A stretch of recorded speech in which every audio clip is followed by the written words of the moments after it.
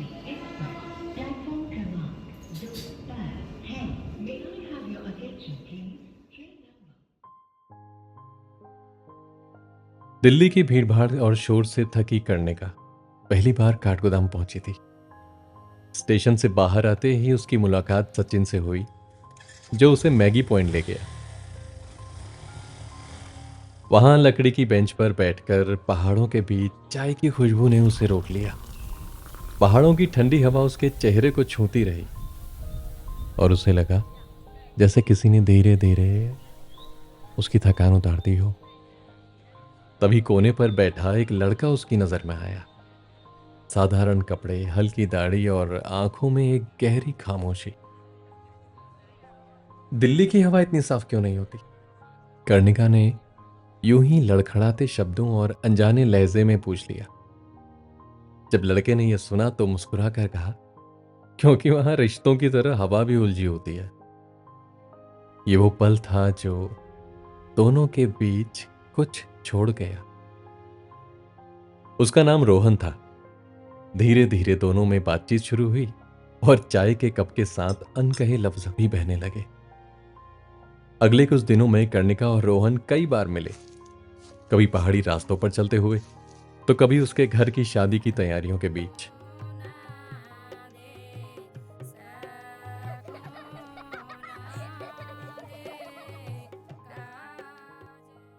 रोहन जरा कम बोलता था और उसकी नजरों में एक सच्चाई थी जो हर झूठ को हरा सकती थी। लेकिन कहानी इतनी आसान कहां। हम इसी बीच कर्णिका का अतीत रौनक अचानक से उसके सामने आ खड़ा हुआ। पुराने रिश्ते की गूंज और नए एहसास की खामोशी दोनों उसे भीतर से तोड़ने लगी।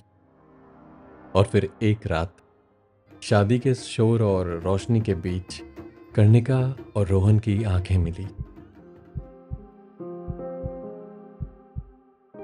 कुछ कहा तो नहीं, पर बहुत कुछ समझा गया। देखो, नाम से ज्यादा जरूरी है कि हम एक दूसरे को समझें, और जो प्यार समझ से भरा हो वही टिकता है, रोहन ने धीमी आवाज में कहा। अगली सुबह कर्णिका स्टेशन पर थी। उसे लौटना था।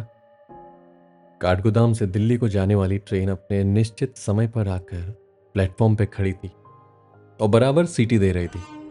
प्लेटफॉर्म पे लगातार ट्रेन के अनाउंसमेंट हो रहे थे।